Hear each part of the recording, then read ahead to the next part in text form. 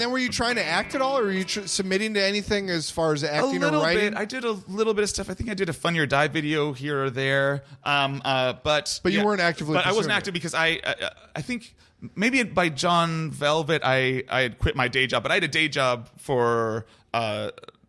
Through classes and through... What was the day job? It was Behaviorist. By that time, I was a full-time behaviorist. Oh, wow. So I had a full-time client, and I did that just 40 one hours client? a week. Yeah, I had one. So I was with him all day. So I was basically... I would go with him all day. By client, you mean a kid that you would help? Kid. Yeah, exactly. And that was a full-time job? A full-time job. Whoa. Mm-hmm. Yeah, so I worked with him for about 7 years. I knew him for 7 years, which was awesome. Yeah, it's definitely... But that's kind of crazy, though. Yeah. Essentially, you're like a nanny, but for just behavioral... you're not doing anything like...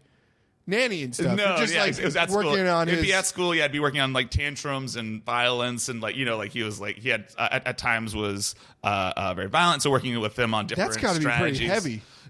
Yeah, by the end we definitely had a great rapport, and he was very. By the end it was super. It was like kind of too easy. By the end of those 7 years, he had really done. He had a great team. It wasn't just me. He had like a whole team between his family, and then he had other supports, and he did great. But it was like that was definitely one of the more meaningful relationships in my life. Was just like being able to work with this guy, and it's got to have some up and downs. That's probably the longest relationship you've had. Yeah, really, if you think about it. It was a lot of time. Yeah, it was a lot of time. You're probably closer to him than you are your twin. Totally. Oh, totally. Yeah, exactly. Yeah, my twin is like looking through the window. I'm just thinking how intense that's got to be. I did an Antigone play for like I don't know 4 weeks, 5 weeks, and just that whole that 2 hours a night for seven nights or whatever was brutal. I can't imagine you dealing with like sort of this. I'm picturing like Dangerous Minds. I don't know if it's that bad. But maybe at first it was pretty intense. But yeah, by the end and again now we get lunch every maybe like 3 or 4 months. We would get together and That's just good.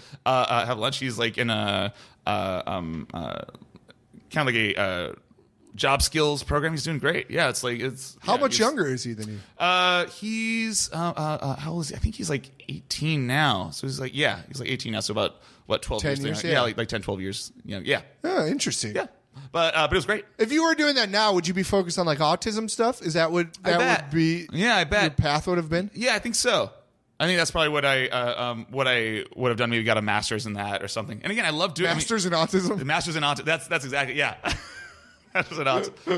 would have created a degree course program. Yeah, I love doing it. It was something that I'd had jobs before that where I remember I would leave depressed every day, but I never had that when I worked that job. I was like, I kind of knew. I was like, oh, I'm glad I did that every day. But it was also clear that I was like, oh, this isn't what I ultimately want to do. Right. There's got to be a rhythm to that day too. Probably. Oh yeah, or a ritual totally to bring it back. Yeah, structure. I mean, it was that was the hardest thing was when I quit that job. Going from I know I could, I could have a calendar of what my day would be like, and then that all just dropped out. And I remember I had like saved up some money, but I was just like, I'd wake up every morning. I had nothing to do. You're lost. And I just I would wake up with a panic attack for 2 minutes every morning. Like I would freeze. Yeah. I would just freeze. My eyes would like jolt open and I would freeze. I'd be like, what am I doing? Right. This is not because I'd never had unstructured time in my life like that before, where I had to just figure out what to do. And I was like, and again, this was at the time when I was trying to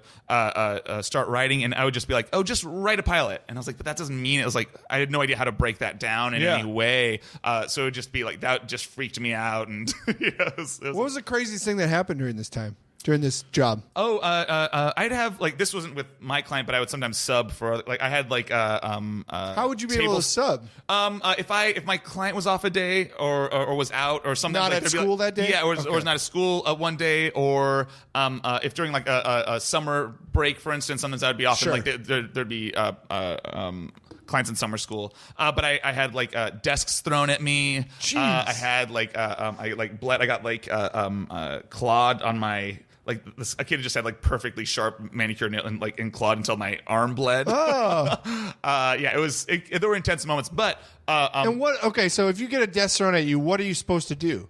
Oh, that was before. Because you obviously don't throw a desk back. Right. I threw a desk back, man. No, you just kind of have to diffuse it, and then hopefully they're small enough that you can kind of just block them from anything dangerous. Right? You can just block. So you want to restrain them and calm them down, essentially. Well, yeah. One of the funny things was this organization later would that was a big concern. I was like, hey, what do we do? Because I was also from from a nonprofit in the school, so I didn't have coworkers. There would be I might have to have there'd be teachers in there, but I didn't work for LUSD, so we weren't allowed to restrain them. There was no, and then eventually there was restraint training, but so we're like, oh, thank God, great, we've got this training if needed, if they're gonna injure themselves or others. But then for that restraint training, there had to be 2 of you there to do it. Yeah, and there was only one of us ever. So we got trained, but then weren't able to do that training. Yeah, which was pretty wild. But yeah, sometimes it would just happen. Crazy. Sometimes it would just happen. Yeah, I feel like it's got to just be so hard. If somebody throws a desk at you, your natural reaction is to go after them. Yeah. I was a mascot in college, and later I was the mascot coach. So nice. I coached the mascots at the University of Minnesota. I remember one time a guy.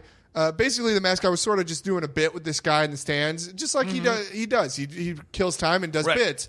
And it was just essentially like the tap your shoulder and he's not there bit. Right. And the old guy who he did it to turned around and swung and punched him in the face. And the mascot ran away. Mm-hmm. And this was like a story in the media. And they were like, how he shouldn't be bugging the fans and stuff. And my thought was, this is a college-age male who just got swung at, whose natural reaction should be to swing back. Sure. And he didn't do that. How can you not be like, they were like blaming the mascot. And I was like, the mascot was like perfectly. Right. He was so restrained. If somebody swings at me, chances are I'm swinging back. Yeah.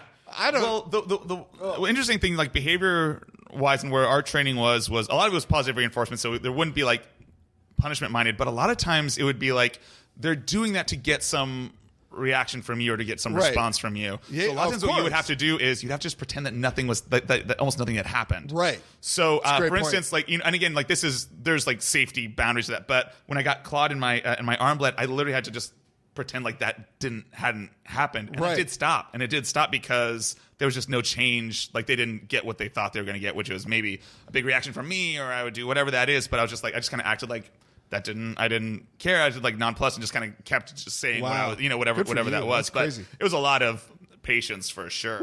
But yeah, if someone threw a desk at you, I think at that time you just very straight face, Buster Keaton blank wall, as if that, which was sometimes really hard of course. to do.